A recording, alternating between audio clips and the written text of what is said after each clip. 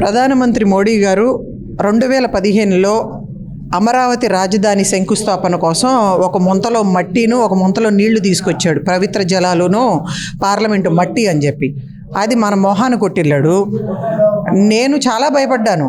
మళ్ళీ రెండోసారి మోడీ గారు వస్తున్నాడు, అంతకుముందు 450 కోట్లు ఖర్చు పెట్టి శంకుస్థాపన చేశారు, ప్రజాధనం వేస్ట్ అయిపోయింది, మళ్ళీ ఇప్పుడు 1500 కోట్లు ఖర్చు పెడుతున్నాడు చంద్రబాబు నాయుడు గారు, మరి కాశీ నుంచి బూడిద తెస్తాడేమోనని చెప్పి భయపడ్డాను. కానీ సంతోషదగ్గ విషయం ఏంటంటే, పాచిపోయిన లడ్డూలకు కాదురా నువ్వు అర్హుడివి, నీకు చాక్లెట్ ఇస్తానని చెప్పి ఒక చాక్లెట్ ఇచ్చాడు పవన్ కళ్యాణ్ గారికి. నిజంగా చాలా హాస్యాస్పదంగా ఆ సభ నడిచింది. వాస్తవంగా ఈ కూటమి ప్రభుత్వం అధికారంలోకి వచ్చిన తర్వాత లబ్ధి పొందింది ఎవరయ్యా అంటే చంద్రబాబు నాయుడు గారు, లోకేష్ బాబు, పవన్ కళ్యాణ్. ఎందుకో కూడా చెప్తాను నేను. ఇక మొన్నటి దాకానేమో జగన్మోహన్ రెడ్డి గారి క్వార్టరీ మొత్తం కూడా చంద్రబాబు నాయుడు హైదరాబాద్లో ఉంటాడు, ఇల్లు కూడా కట్టుకోలేదని విమర్శించారు కదా. అందుకని 150 కోట్లు పెట్టి 5000 గజాలు భూమి కొన్నాడు ఇప్పుడు అమరావతిలో రాజధానిలో. చాలా ఫండ్స్ వచ్చినాయి కదా మొన్న ఎలక్షన్స్ టైంలో, 1000 కోట్ల రూపాయలు ఇచ్చారంట ప్రజలు. మళ్ళీ అమరావతి ఉద్యమంలో కూడా కోట్లాది రూపాయలు వచ్చినాయి. అవన్నీ ఏమైపోయిందో మాకు కూడా తెలియదు. నేను ఉద్యమ భాగస్వామ్యురాలుగా ప్రశ్నించే హక్కు నాకుంది కాబట్టి మాట్లాడుతూ ఉన్నాను ధైర్యంగా.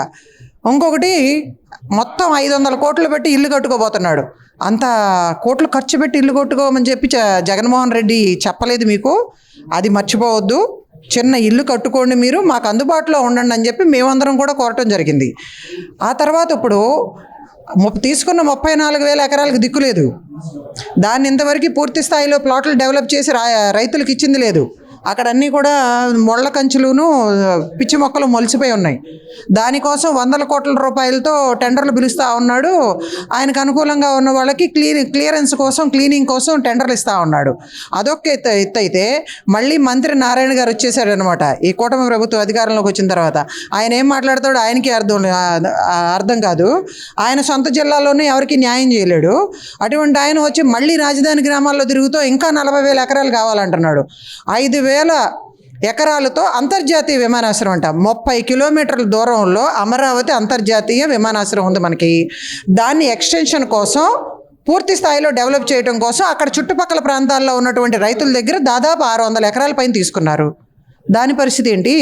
అక్కడ భూములు తీసుకున్నప్పుడేమో అమరావతి రాజధానిలో ప్లాట్లు ఇస్తామని చెప్పారు, అక్కడ రైతులకి వాళ్ళ కౌలు కూడా ఇవ్వట్లేదు, ఇక్కడ ప్లాట్లు కూడా డెవలప్ చేసి ఇవ్వట్లేదు. మళ్ళీ ఏంటి ఈ మోసం?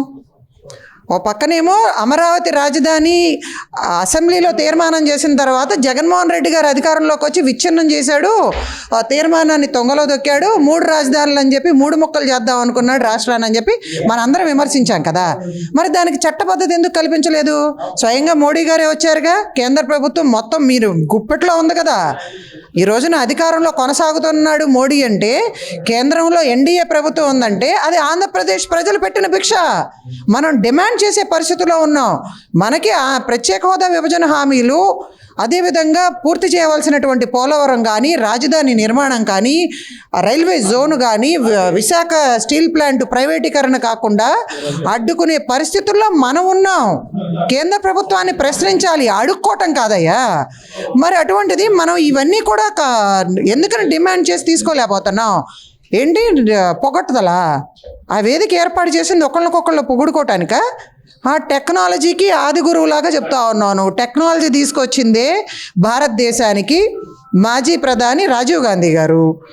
మరి జామ్ టెక్నాలజిస్ట్ అంట. ఆధార్ తీసుకొచ్చింది మేము కాంగ్రెస్ హయాంలో మన్మోహన్ సింగ్ గారు ప్రధానమంత్రిగా.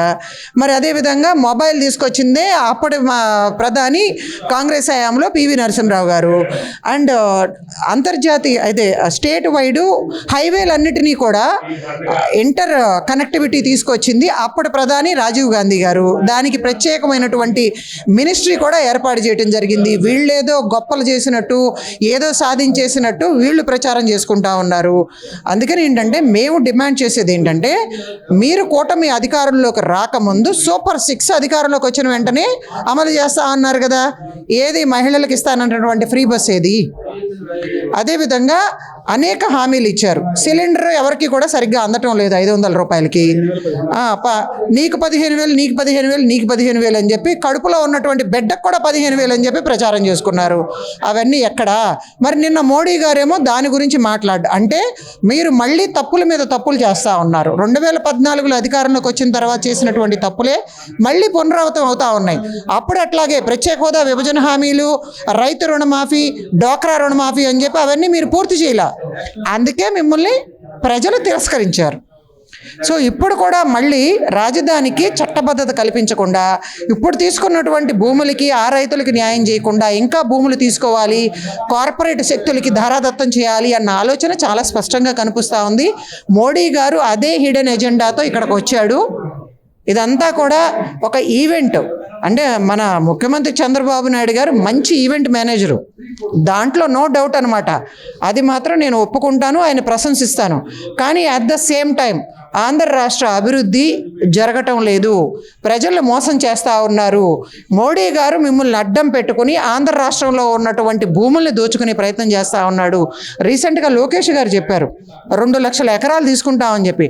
అంటే జగన్మోహన్ రెడ్డి గారు 1,00,000 కోట్లు దోచుకున్నాడు అని చెప్పి ఈ 2 లక్షల ఎకరాలు కూడా తీసేసుకుని అంతకు 10 రెట్లు దోచుకునే ఆలోచన ఉందని చాలా క్లియర్గా అనిపిస్తూ ఉంది. దానికి ఆ డౌట్లు రావడానికి కూడా కారణం ఏంటంటే మోడీ అమిత్ షా కుమారుడితో మీరు సన్నిహితంగా ఉంటున్నారు. మరి పవన్ కళ్యాణ్ గారేమో రీసెంట్గా అధికారంలోకి వచ్చిన తర్వాత స్పెషల్ చార్టెడ్ ఫ్లైట్ కొనుక్కున్నాడంట.